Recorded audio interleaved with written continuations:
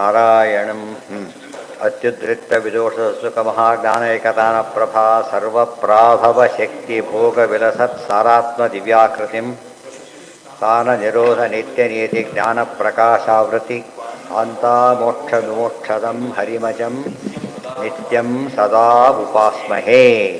ಅಷ್ಟಾಯ್ತು. ಈಗ ಎಲ್ಲಿ ಬಂದಿತ್ತು? ಈ ವಿಷಯ ಮುಗಿತಲ್ಲ. ಯಾವ ವಿಷಯ ಮುಗೀತೀಗ?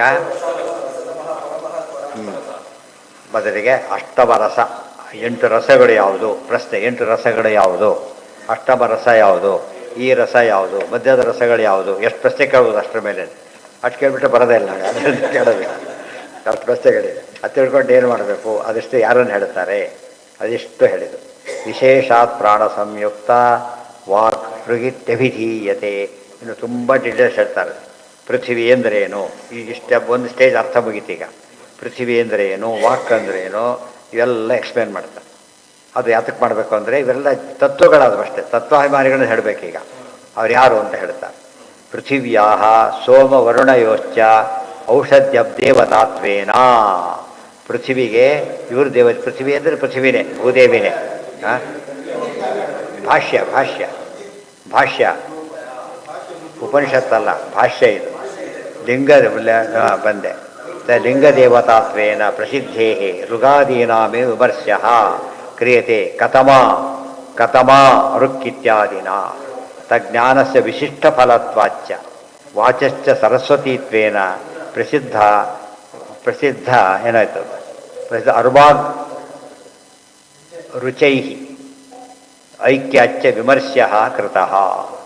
ಪುಟ್ಟ ತಾತ್ಪರ್ಯ ಹೇಳ್ತಾರೆ ಅದಕ್ಕೆ. ವಿಶೇಷಾತ್ ಪ್ರಾಣ ಸಂಯುಕ್ತ ವಾಕ್ ಋಗಿತ್ಯಭಿಧೀಯತೆ ಋಗತಾಭಿತಿ ಧಾತೋರ್ಹಿ ರುಕ್ತಂ ಸರ್ಗಾಭಿಮಾನಿನಿ ವಿಶೇಷ ಸಂಯೋಗಹೀನ ಯದಾ ಸಾ ವೈ ಸರಸ್ವತಿ ತದಾ ತಸ್ಯಾವರಾಸೈವ ಪ್ರಾಣ ಸಂಯೋಗಿನಿ ಮತಾ.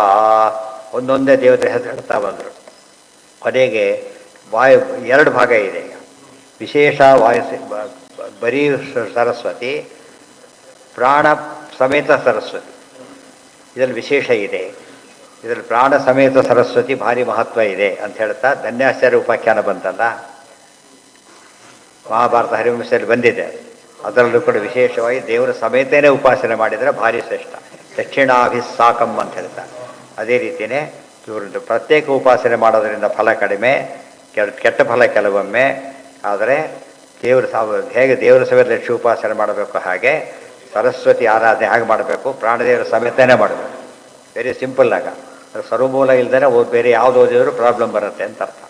ಕ್ಲಾರಿಟಿ ಇರೋದು ಎಲ್ಲಿ ಸಿಗುತ್ತೆ ನಮಗೀಗ? ಅದು ಯಾವ್ದು 3ನೇ ಓದಬೇಕು, ಬೇರೆ ದಾರಿ ಇಲ್ಲ. ಗೊತ್ತಾಗಿದೆ. ನಾಳೆ ದಿವಸ ಅದನ್ನು ಕಂಟಿನ್ಯೂ ಮಾಡೋಣ. ಆಚೆ ನಾಡಿದ್ದು ನಾಳೆ, ನಾಡಿದ್ದು ಆಚೆ ನಾಡಿದ್ದು. ಇಲ್ಲಿ ಲೆಕ್ಕ ತಪ್ಪಾರ್ದು. ಲೆಕ್ಕ ತಪ್ಪಿಬಿಟ್ಟು ಬೈತಾರೆ. ಸರ್ವೇಂದ್ರಿಯ ಪ್ರೇರಕೇಣ ಶ್ರೀ ಪ್ರಾಣಪತಿನೇರಿತಃ ಯದವೋಚ ಮಹಂತೇನ ಕ್ರಿಯತಾಂ ಸಮದ ನಿರ್ಮಾಲ್ಯ ಎಂದು